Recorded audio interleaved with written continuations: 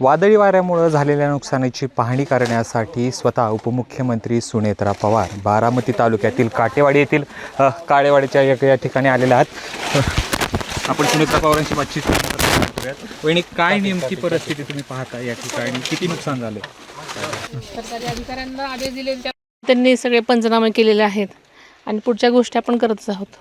काल बारामती शहरात देखील अनेक ठिकाणी झाडं उन्मळून पडली, काल तुम्ही सूचना देखील दिल्या। उन्हात काय नक्की गरजेचं आहे? कारण आता मी इथून बारामतीला जाईन साधारणतः, पण कारण मला कालच्या सूचनेनुसार त्यांनी सांगितलं होतं की साधारणतः शहरामधले बऱ्यापैकी मोठी झाडं, जवळजवळ 400-500 झाडं मुळासकट म्हणजे पडलेली आहेत आणि तुम्ही सगळ्यांनी बघितलेलं आहे, सगळ्यांनी चित्रण केलेलं आहे, सगळीकडे त्याचे व्हिडिओज आहेत आणि फक्त काही वेळापुरतं हे वारं आलं होतं, पण सगळीकडे प्रचंड नुकसान झालेलं आहे। खरं तर पीक पाण्याचं मोठं नुकसान झालं आहे, शेतकरी चिंतेत आहे। मात्र सरकारने कर्जमाफी केली आहे, त्यामुळे निकषामध्ये बदल करावे अशी मागणी केली जाते।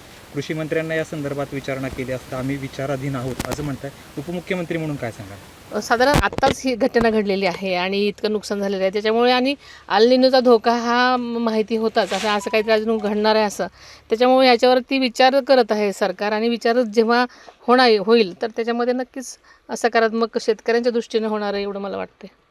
दुसरी गोष्ट अशी आहे की एकंदरीत राज्यसभा तुम्ही राजीनामा दिल्यानंतर राज्यसभेची जागा रिक्त झालेली आहे, त्याच्यावरती भुजबळांचं नाव चर्चेत येते। खरंच हे बातमी, यामध्ये किती तथ्य आहे?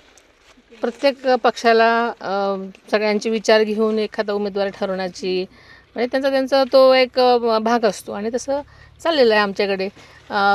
त्याच्यामुळे उमेदवारांची चर्चा होत असताना अशी अनेक नावं बाहेर पडतात नेहमीसारखी, तशी पडत असतील, पण आता आपण बघूया काय म्हणजे संध्याकाळपर्यंत किंवा उद्यापर्यंत तुम्हाला नाव कळेल। भुजबळांचं नाव असण्याची शक्यता वाटते?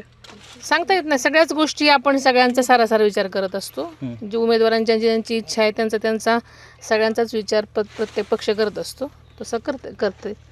आणखी या ठिकाणी किती ठिकाणी पाहणी करतात? कराटीमध्ये आले? आता मी आलेले कराटीमध्ये तर काही दिवसापूर्वीच वीज पडलेल्या एका महिलानंतर तिचा मृत्यू झालेला असल्यामुळे त्यांना मी भेट दिलेली आहे, त्यांच्या मुलांना भेटून आलेले आहे। तिथे शेळ्यांचं बरोबर 16 शेळ्या आणि त्या पण विजेमुळे गेलेल्या आहेत। तिथेही सरकारने नुकसान भरपाई लगेच मंजूर केलेली आहे, तेही त्यांना सांगितलं। आणि कालचा म्हणजे 2 दिवसावर मला वाटतं तेव्हा त्या दिवशी इथे हे वादळामध्ये ह्या केळीचं नुकसान झालेलं आपण आता मी बघते। आता इथून बारामतीला जाईन, बारामतीच्या पण सगळीकडे जे ठिकाणी काय झालेलं आहे ते पाहीन। काटेवाडीला सुद्धा बऱ्याच शेतीचं डाळिंबाचं नुकसान झालेलं आहे असं शेतकऱ्यांचे मला फोन आलेत, तिथे जाऊन प्रत्यक्ष बघितल्यानंतर मी तुम्हाला सांगेन काय असेल ते। शेतकऱ्यांना काय आश्वस्त करता सरकारच्या वतीनं?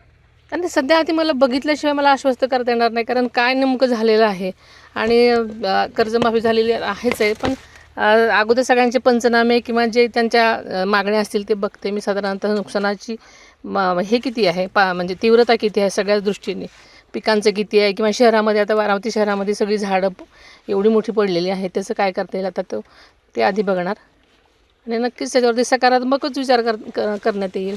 खूप खूप धन्यवाद। तर होत्या उपमुख्यमंत्री सुनेत्रा पवार बारामतीतल्या काराटी या ठिकाणी नुकसानग्रस्त भागाची केळीची जी आहे ती शेतीची पाहणी करतायत आणि त्यानंतर पुढच्या काय उपाययोजना करतात हे ठरवलं जाईल असं उपमुख्यमंत्री सुनेत्रा पवारांचं म्हणणं आहे। कॅमेरा पर्सन जीवनसह जयदीप भगत, ABP माझा, काराटी, बारामती।